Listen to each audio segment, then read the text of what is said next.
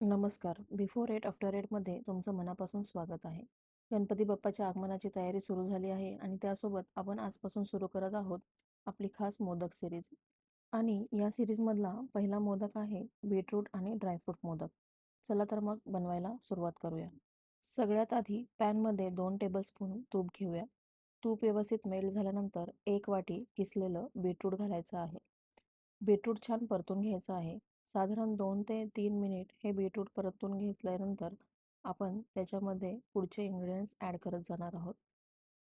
2 ते 3 मिनिटं हे बीटरूट आता आपलं परतून झालेलं आहे. याच्यामध्ये आपण घालणार आहोत पाव वाटी डेसिकेटेड कोकोनट. कोकोनट व्यवस्थित मिक्स करून आपण याच्यामध्ये आता ॲड करणार आहोत अर्धी वाटी दूध. दूध हे पूर्णपणे ऑप्शनल आहे. जर तुम्हाला आवडत असेल तर घाला, नसेल आवडत तर तुम्ही स्किप करू शकता. पण दुधामुळे एकदम क्रीमी आणि रिच फ्लेवर येतो म्हणून मी इथे दूध वापरलेलं आहे.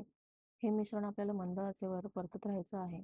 आता याच्यामध्ये घालूया आपण पिस्त्याचे काप आणि पुन्हा एकदा हे मिश्रण एकजीव करून घ्यायचं आहे. मंद आचेवर हे मिश्रण परतवायचं आहे आणि याच्यामध्ये घालायची आहे अर्धी वाटी मिल्क पावडर. मिल्क पावडर घातल्यानंतर व्यवस्थित मिक्स करून घ्यायचं आहे.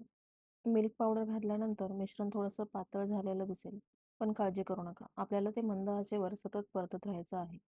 आता यामध्ये घालायचे आहे 2 टेबलस्पून बदाम पावडर आणि पुन्हा एकदा हे मिश्रण व्यवस्थित मिक्स करून घ्यायचं आहे. सतत ढवळत राहायचं आहे, पॅनला खाली लागू द्यायचं नाही.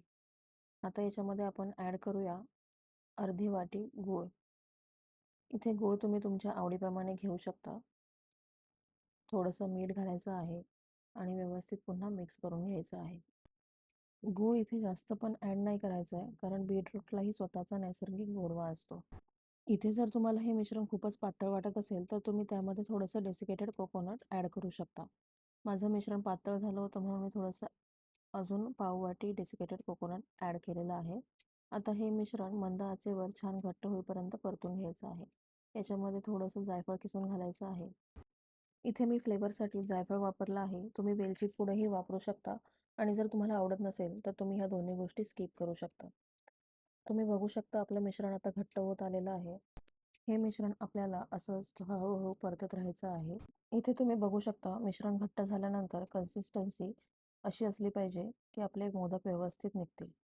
आता हे मिश्रण आपण थंड व्हायला ठेवूया आणि स्टफिंगची तयारी करूया. इथे स्टफिंगसाठी मी बारीक चिरलेले ड्रायफ्रुट्स घेतलेले आहेत. तुम्ही आवडीप्रमाणे कोणतेही ड्रायफ्रुट्स घेऊ शकता आणि याच्यामध्ये थोडंसं मिश्रण आपल्याला घालायचं आहे. ह्या मिश्रणाचे छोटे छोटे गोळे तयार करून घेऊया. आता आपण मोदक बनवूया. मोदकाच्या साच्याला व्यवस्थित तूप लावून ग्रीस करून घ्यायचं आहे. तूप लावल्याने मोदकाला छान शाईनही येते आणि व्यवस्थित मोदक अनमोल्डही होतो. आता त्यामध्ये बीटरूटचं मिश्रण भरून साच्याच्या सर्व बाजूंना व्यवस्थित प्रेस करून घ्यायचं आहे आणि मोदकाला छान शेप द्यायचा आहे.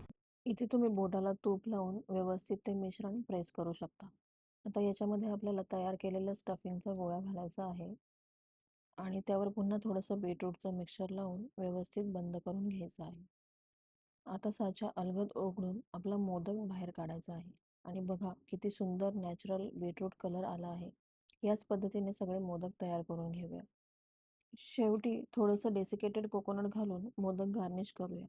इथे तुम्ही डेसिकेटेड कोकोनटच्या ऐवजी ड्रायफ्रूटची पावडरही यूज करू शकता. आणि तयार आहेत आपले सुंदर चविष्ट आणि ड्रायफ्रुट्सने भरलेले बीटरूट ड्रायफ्रूट मोदक. यावर्षी गणपती बाप्पाच्या नैवेद्यासाठी हे थोडेसे वेगळे आणि युनिक मोदक नक्की करून बघा. आणि ही तर आपल्या मोदक सिरीजची पहिली रेसिपी आहे. अशाच आणखी वेगवेगळ्या मोदक रेसिपीज घेऊन मी लवकरच येणार आहे. त्यामुळे बिफोर एट आफ्टर एट चॅनलला सबस्क्राईब करा आणि बेल आयकॉन प्रेस करायला विसरू नका. भेटूया पुढच्या रेसिपीमध्ये. धन्यवाद.